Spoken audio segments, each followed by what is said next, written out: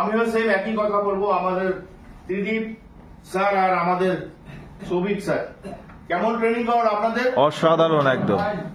একটা অসাধারণ চাকরি হওয়া উচিত তো। ইয়েস অসাধারণ না? ইয়েস। তো ফ্রেন্ডস, আমার নাম রতন কুমার দাস, কলকাতা থেকে এসেছি। আজকে বেস্টিজে 12 বছর আছি, 12 ইয়ার্স। এর আগে 20 বছর আমি খুব একটা ভালো চাকরি করতাম, যেটা প্রত্যেকটা মানুষের ড্রিম হয়। ডিফেন্সে সার্ভিস করেছি আমি, Indian air force. I was there for 20 years, 20 বছর। বেস্টিজ দুটো শ্রেণীর লোক করে। একটা শ্রেণীর যাদের টাকার প্রয়োজন হয় তারা বেস্টিজ করে, আরেকটা শ্রেণী বেস্টিজে কাজ করে যাদের টাকা আছে কিন্তু স্বপ্ন পূরণ হয় না। তো ফ্রেন্ডস, আমি এই ক্যাটাগরিতে বিলং করতাম। পয়সা আমার ছিল, রোজগার আমি করতাম, কিন্তু আমার কোনো ড্রিম লাইফে ফুলফিল হয়নি। আর প্রত্যেকটা মিডিল ক্লাসের আমার মনে হয় একটা ড্রিম থাকে, যদি আমার একটা 4 চাকা হতো। Yes or no? ইয়েস। তো এই ছোট একটা 4 চাকার ড্রিম আমাকে বেস্টিজে নিয়ে আসে। আমি ভাবি যদি একটা, আমি যখন বেস্টিজে এসেছি আমি ভাবতাম আরে চলো ইন্ডিয়ান এয়ারফোর্সে 20 বছর কাজ করলাম, সেই বাজার চেয়ে থাকে স্কুটার। আমি কিন্তু এয়ারফোর্সকে ডাউন করছি না। তো দেখছি এখানে লোকে গাড়ি পাচ্ছে, লাখ টাকা পাচ্ছে। তো আমি এখানে চলে আসলাম 2012 সালে।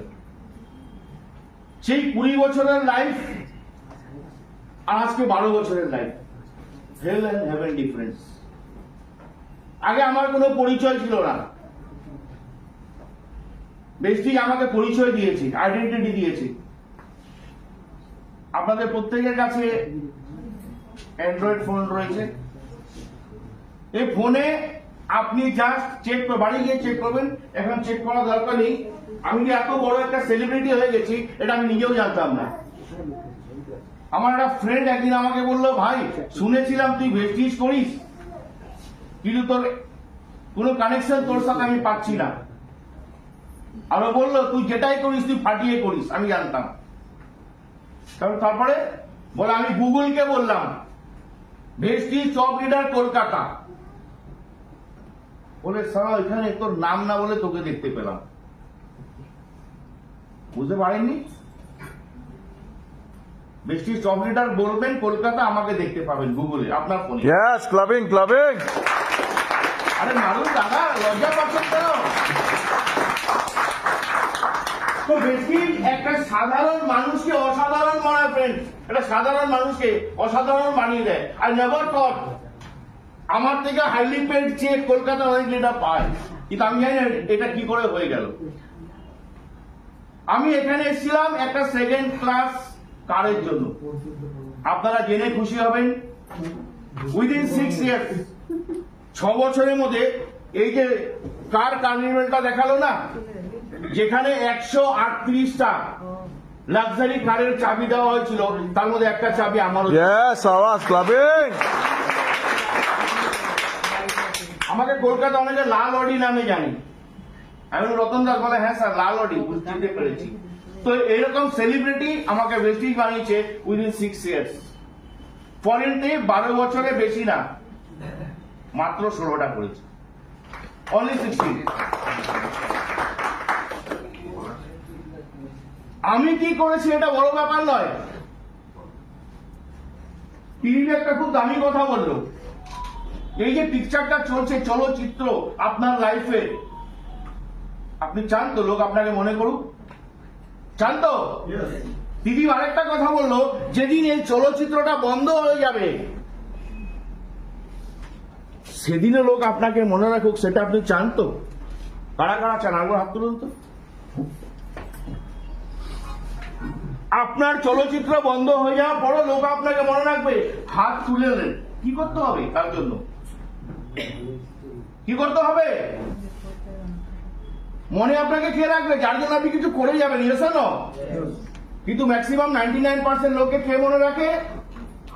তার ছেলে আর তার বউ আর তার মা বাবা। Yes or no?